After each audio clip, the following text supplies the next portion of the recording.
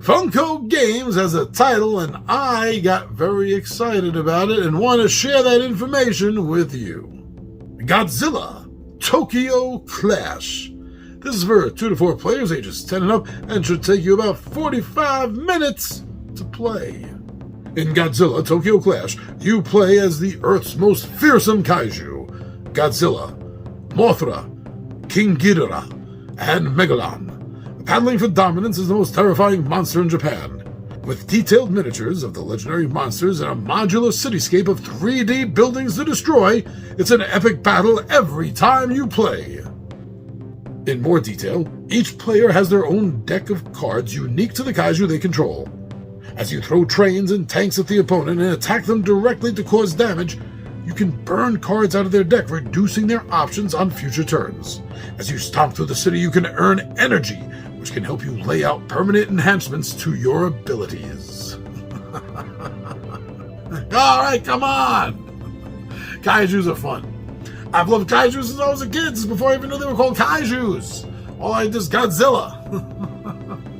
And now, to see this game, now there have been games about kaiju. This is one very, very popular game, king of these games, so to speak, hint, hint, wink, wink, that are very fun, that are great games that we all love, but they aren't the inspired kaiju. They aren't the real, quote, I say that in quotes because these are the ones that inspired the ones in the other games, right? So these are the Toho original classic kaiju monsters, the godfathers of all kaijus.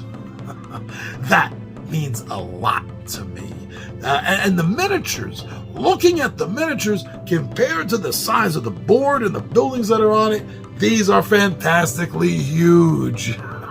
They invoke the entire feeling of the Toho classic movies, of these gigantic monstrosities, abominations crushing through the city. Yeah, that's what I get when I look at these miniatures on these cool tile boards, which is another thing I like. I really love tile boards. I love building tile boards. The fact that it's going to be different each time, the shape, where the placement of things are, and it's always going to change strategy from the last time you played the game, because everything's going to be in a different place. I'm also loving the fact that I'm reading here that you're not just fighting the other players' kaiju.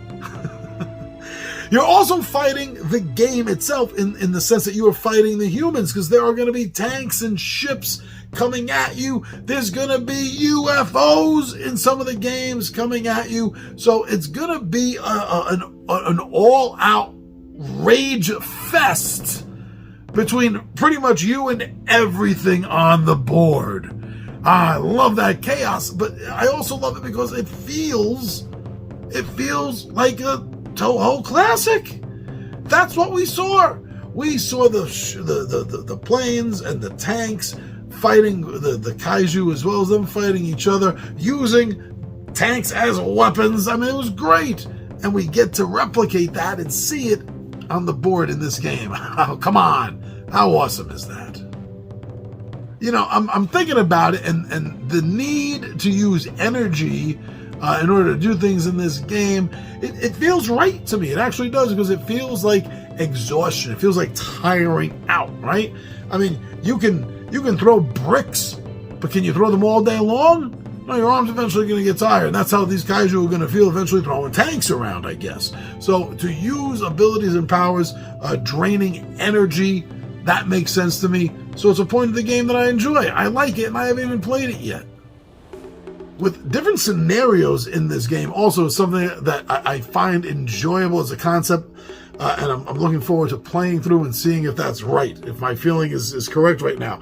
But yeah, because it seems to me that having scenarios in the game is going to elevate this a little bit more than just a punch fest, more than just a tail slap fight, more than just an atomic breath-a-thon. There's going to be something to do. There's going to be a reason in the game for this action and for whatever else is going on around you. And that opens it up, and I think makes it feel more like one of the stories instead of just a simulation of classic kaiju punching each other. It's also trying to simulate, I think, the actual stories themselves. And that's cool.